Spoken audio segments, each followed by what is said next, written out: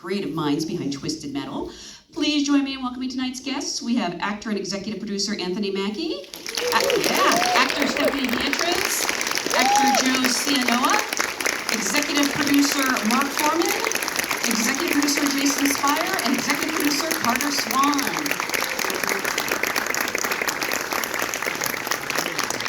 Thank you so much for being here, and congratulations on. I mean, this is truth in advertising. This show is twisted and metal, and I love it. Whenever I have people as accomplished as any of you, honestly, I love to go back to the beginning and ask, what was your first job in this business? You know, did you start off working on sets or in a mailroom? When was the first time you felt you could call yourself an actor? Anthony, when did you begin to call yourself an actor? When was that? That's good. My first unpaid job. So this is a true story. They were shooting, what's the movie with Susan? Dead Man Walking in New Orleans. Yeah. Right? And they had free food on the sidewalk. So me and my friends used to have to take the bus to and from school. So we're walking down the street, we see a table full of food.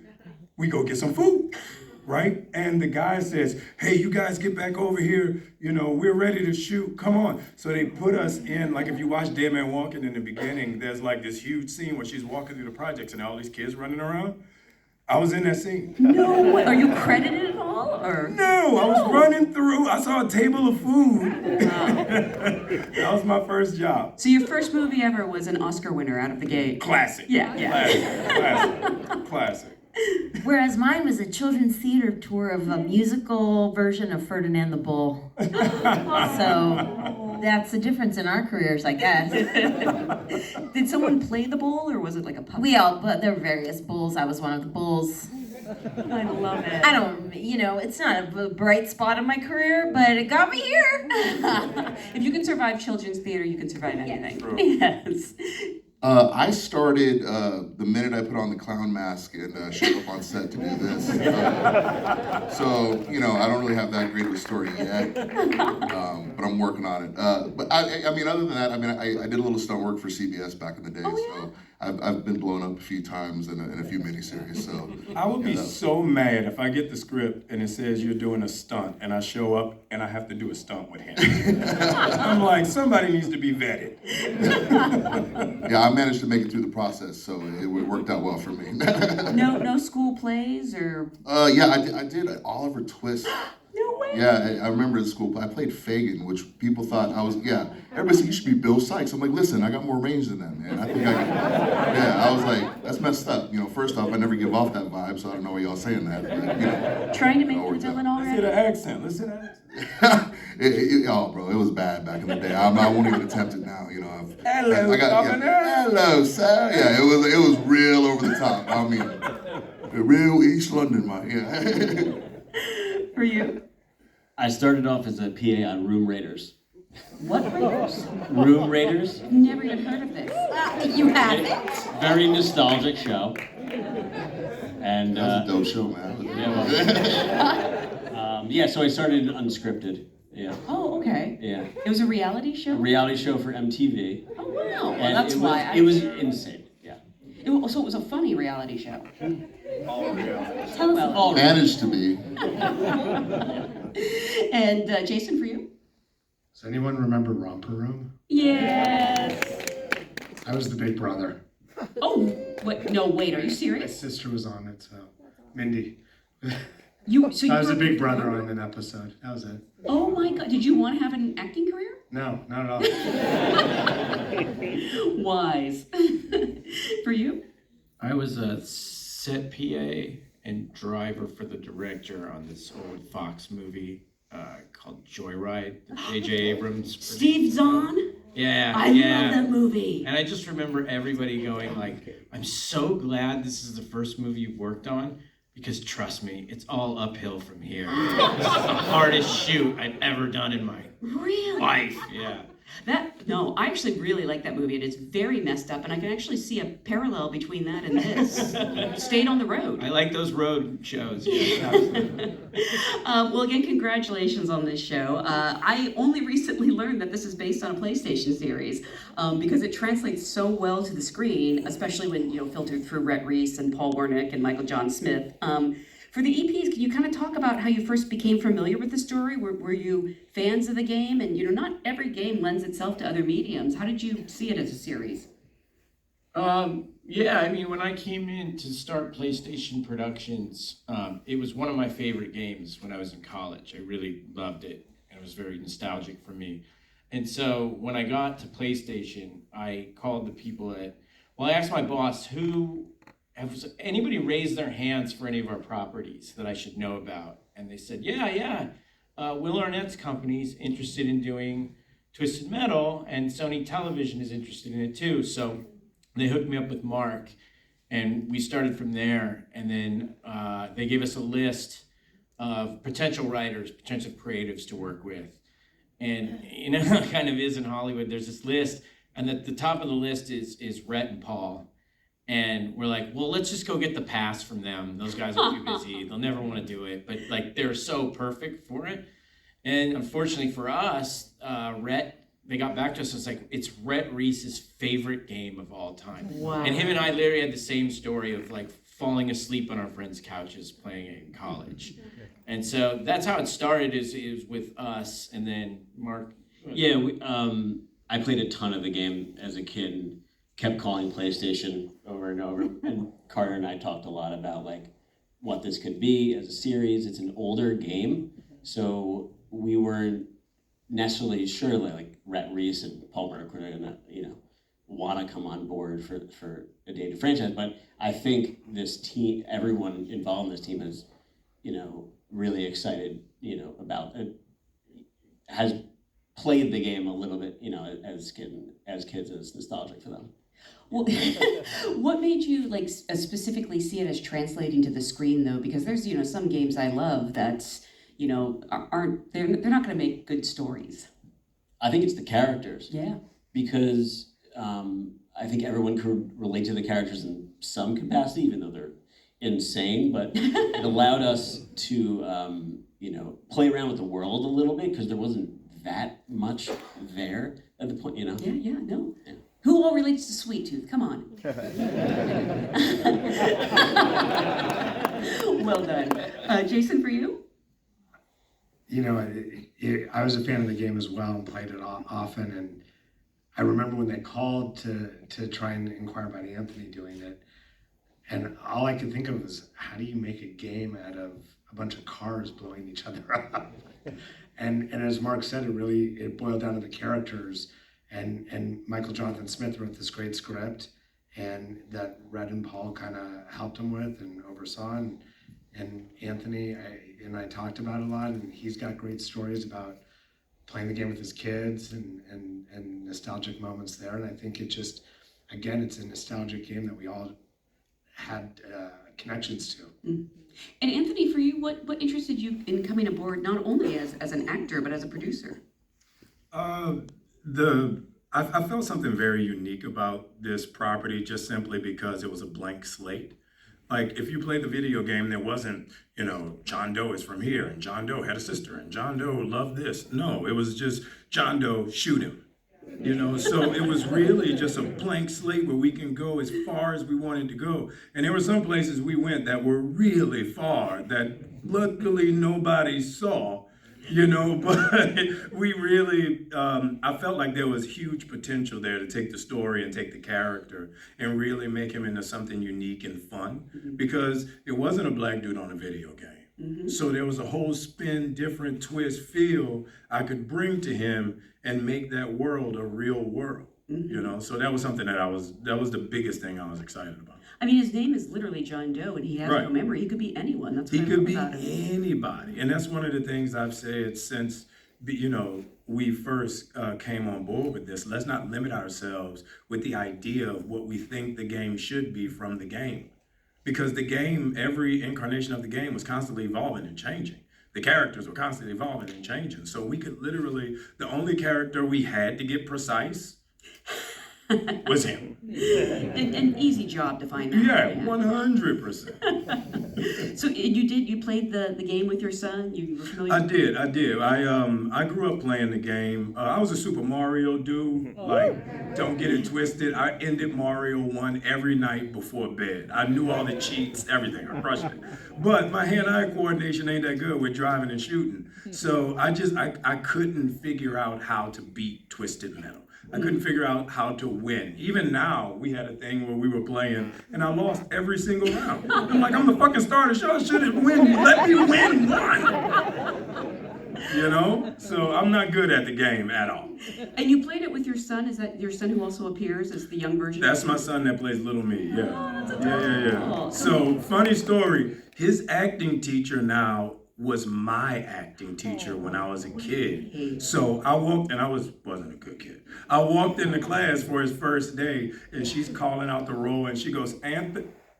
And I'm standing next to him, like scolding at this 80-year-old lady. And she looks at my son, and she goes, your dad is an awful human being. I'm like, it's been 30 years, dog, let it go. What did you do to this woman? Oh, we had times. Classic New Orleans productions. We sold out every show we did. Okay. That's amazing. And speaking of blank slates, my understanding, Stephanie, Quiet is not even in the video game, so I don't know if you came to it with a completely blank slate, and what intrigued you about this role? Well, I mean, I read all the scripts.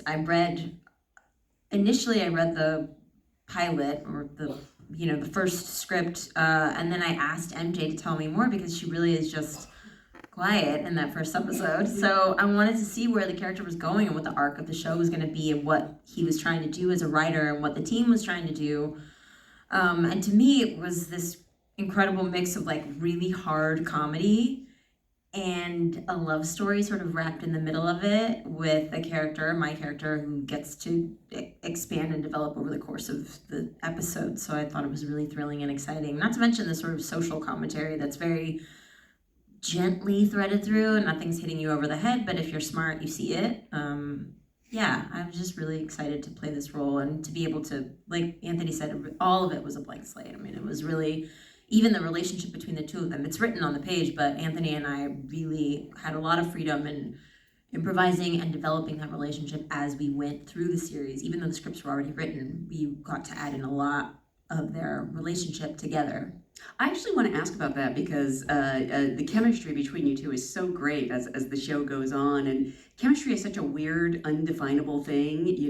Sometimes you have it, sometimes you don't. It can be hard to create.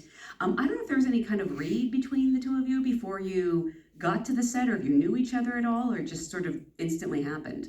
We had one read over Zoom, and it was electric. It was a 45-minute argument. I don't remember what we argued. I don't even think we read from the script. We literally just argued for 45 minutes. Improv, Anthony, improv. Yeah, that was the first time we met. It was on a Zoom, and it was like, pew, pew, pew, immediately. So I think it was right for the show, obviously. It's the relationship for the show, so it works really well. Did you, when they sent you the script, was it just the first episode? It was initially just the first episode. Okay, so, and I asked MJ for more, because I was like, what is this? Yeah. I don't want to be... I like the idea of this, but a woman with no words, literally no words in a series, feels like a step back for me. But then, seeing that, and it wasn't just me, it was the development of this character too, because I've been very lucky in my career to work in TV, and I've been lucky that I've had a career in a time where Latinos and Black people are like getting to be the leads, but I've never seen anything like this, where two people that look like us are the leads on this show, and it's not necessarily about that, but it absolutely is too. And with Anthony at the helm of this, I was so excited to be a part of it. Yeah. And Joe, for you, I please take it as a compliment when I say you make a great sweet tooth. Appreciate that. I don't know if that's like flattering if someone says, I've got the perfect role for you. It was Carter. That's how it worked out. Yeah, he kind of called me out of nowhere, and he's like, hey, I got this great project going. I'm like, cool. He goes, you remember Twisted Metal? I said, of course I do. He goes, the clown. I said, I'm in. It was a real short conversation, and you know, like I've been a Twisted Metal fan my entire life. I remember, you know, I'm a big PlayStation guy. You know, it was a launch title, so I mean, if you bought a PlayStation, you had Twisted Metal. I mean, that's kind of how it worked out. So, yeah, I mean, I knew what the character was. I was very, very familiar with it. So when the opportunity arose, I absolutely, I can't wait.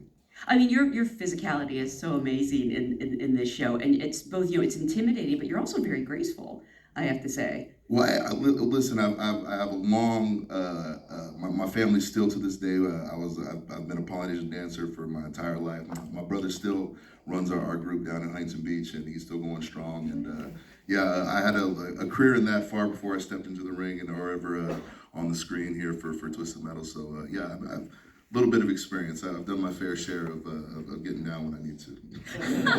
I mean, I know you're a showman, but did you harbor a desire to be an actor? You know, I like to say I never harbored a desire to do anything but really entertain people, because I mean, I grew up with that. You know, that was our family trait. You know, we lived and died by whether people attended our shows or you know, or showed out or hired us to come in. So yeah, I mean, I've been fortunate enough to kind of do it along several different mediums, and you know, to come here and portray one of my favorite video game characters, it's a very gratifying experience for me.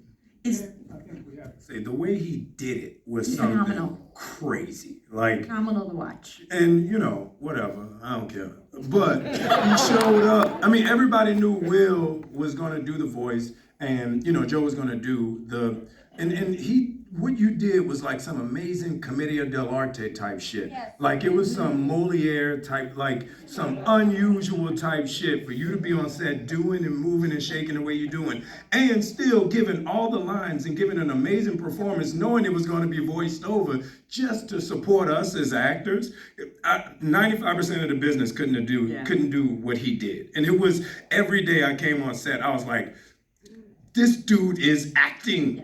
Like no days off, he is in it, you know? So it's really, and I wish we had done a behind the scenes on it. Remember that day he had to break the table, and we were like, he's gonna get it in one shot. He's gonna get it in one shot, and he did it. And I was like, I'm gonna get this in one shot. I got it in one shot. He flew off the stage and just like, bam! And they were like, whoa! It was amazing. Because I didn't want to do that twice. It hurts. I was destined. We're gonna do this in one. Like, we're supposed to sing the thong song, so my face is in the slot machine. But he's pushing my face so hard that I'm like, Because you know, Anthony, he said he's real method with it, so I was like, oh, I'm gonna give it to you, bro. I wanted to make sure, because I don't let him down. That's really what that was about. Love you, man. You swear. That's why I'm like, I don't care, but you did some amazing shit. Thank you. And after I look up most of the words you said in the beginning, I'll give you a hug later. Thank you. You and Will's voice are so inextricably linked. I mean, I wonder, did you collaborate on that? Did you have discussions, or was the voice recorded first, or vice versa? I definitely after, but you know, I did a lot of like just kind of trying to listen to Will's inflections with other characters and other things he's done, and you know, try to at least match up the cadence a bit. But I mean, he does what he does when he gets in that booth, and it came out great. And I think, you know, people enjoyed it. I know I did, and I mean, I'm really happy with what we produced. It's actually flawless. I didn't realize at first that it was a voice replacement until I realized it was Will Arnett. Yeah, that's what Yeah.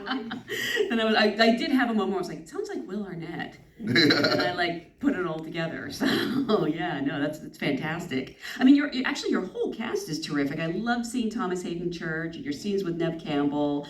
Can you talk about sort of, you know, rounding out this amazing cast with so many great actors? Did people just kind of come to play?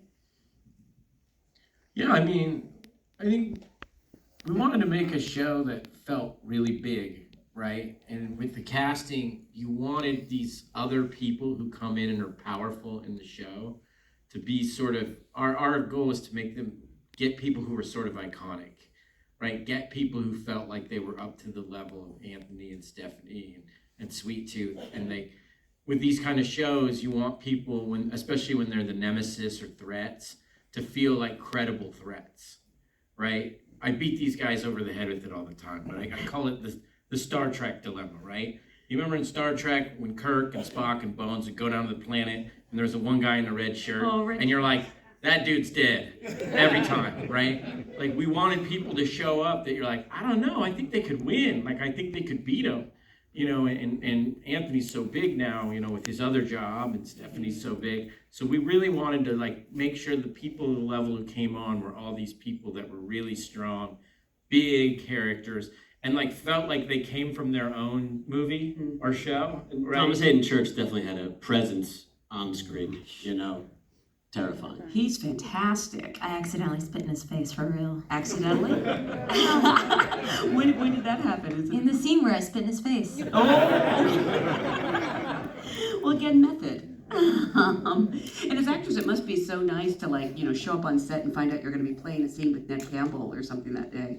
Yeah, all of it. I mean, I don't feel like we had one weak link as far as casting. Everybody came and brought their own feel and emotion to the character. So I think that's why all the characters popped up so well. Like later on in the series, there's this dude who has a gas mask schlong. Check it out. And literally one day of work, and he showed up and murdered that day. None of that was on the page. He's like, if you're gonna put me in a gas mask diaper schlong, I'm gonna give it to you. And he crushed it. You know, so I don't think from everybody from the Jason bottom to the Mantzoukas, top. The what? Preacher, The what? Preacher. Yeah. And Chloe Feynman. They were Everybody. unbelievable. So I think, you know, it was just something where we all were excited to play. We all were excited because it was such a revolving door of information and character and, you know, development to where it was like going to theater camp again. Yeah. And Yeah. Jason Mantzoukas and Chloe Feynman are both incredible comedians, and Yeah. what they Right. bring to this is absolutely unhinged and hilarious and amazing. And I'm very excited. Like what Carter said was like, well, maybe they could beat them. Like it does feel like that in some of the episodes, and subsequently, I feel like I hope those characters come back because they're a little bit open ended, which is really nice about our show. It's like you get to play again, you know. Is there room or time for improvisation on a show like this? Yeah. Okay. Yeah. The script was, you know, it was Flexible. a line to follow. Yeah. Who is surprisingly the best? Maybe not surprisingly. Who's the best improviser? Who is it, Anthony? I was gonna ask who that is too. Yeah, who is it? I didn't spend much time on set, so I didn't get a lot of time to improvise. But I will say that everybody did a very good job. Let's hope you'd say Joe. Yeah, Me. absolutely. He's me. We also obviously have to talk about these amazing action sequences, especially those car chases. Can you talk about, you know, the planning that goes into them? I can't even imagine, you know, it's probably like weeks, if not months of planning and, you know, wanting to have real stakes, but also be kind of fantastical. I don't think we ever had enough time, especially for the car stuff. Yeah, it's twisted metal. Like that's what people are expecting out of it is You always want carnage. more time, more money. Yeah, chaos and And it was like a NASCAR garage. Every time Sweet Tooth's ice cream truck would come on, it would go, "Kunk, kunk, kunk, kunk, kunk." And four dudes would run out and "Kunk, kunk, kunk, kunk, kunk." Like that's just what it was. We had four Subarus. One of them was just gutted. It had nothing in it. One of them had had a transmission that didn't have second gear. So you had to redline in first and jump to third. The other, I mean, every car had its own issue. So when you got in the car, you had to know, all right, this is the one with no second gear. All right, bet. So, you know, it was just, everything about it was, the car stuff was so rigged. Everything about the car stuff was, I hope we get it, I hope we get it, I hope we go. We got it. it's tough when you're doing cars that are 20 years old. Right. Right? Like you have to, those kind of cars, just the parts are scarce and they're old and they don't respond well to heat and starting up and doing like these crazy scenes and then over and over again. So our car people were excellent, some of the best in the world, and they did such an amazing job. And again, that's what people expect out of a show like this, and I hope we deliver for them because that's, as a fan coming in, all of us, like that's the first thing you expect to see, right? Is big, badass, crazy post-apocalyptic cars shooting at each other. And some of us couldn't drive. So some of At us all? had But to be through the put magic in a of parking lot television. on punishment. Through the magic of television, I look like I'm a very good driver. So a credit to all of you, because woo-hoo, I am not. Anthony did many of his own stuff. Anthony does a lot of his own driving in this. So also that's part of it. It's like he's comparing me to him.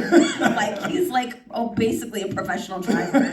He's in most of the practical stuff, all of the mall, all of the desert stuff. That was all you, and I felt totally safe. There was this amazing scene where we were at, I think in this series it's a dam. It was some kind of like water center, something huge cement wall on this side, smaller cement wall on this side.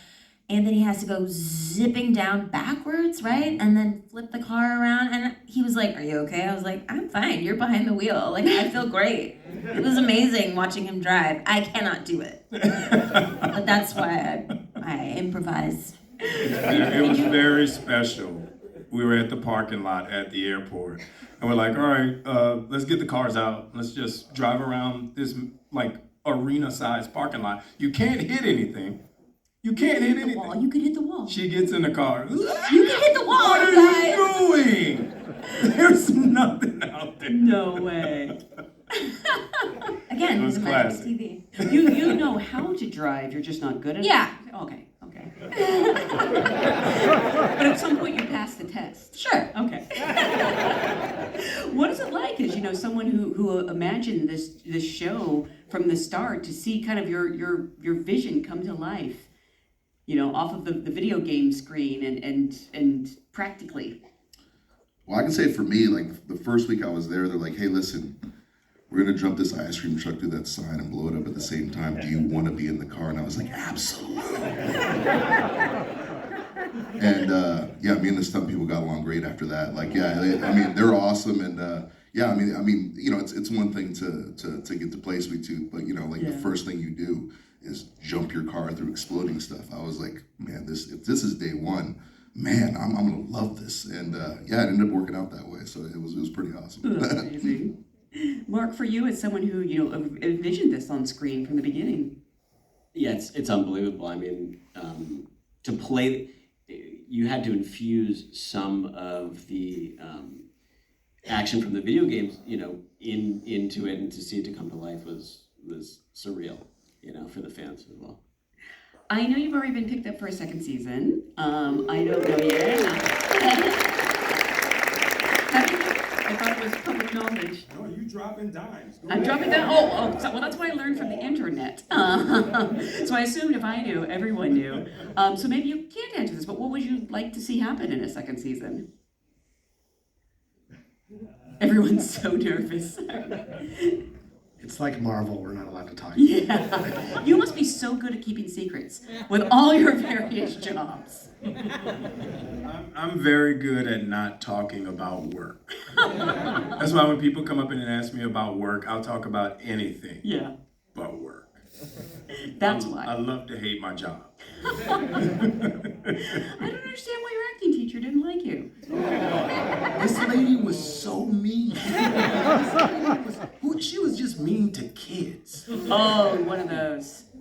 Mean. Wait, well, are you comfortable with your son taking lessons? Oh yeah, he got her. He got her, and he went through her 3-year program, so he got her. Okay. She was like, "No more Mackies." I was like, "Gotcha."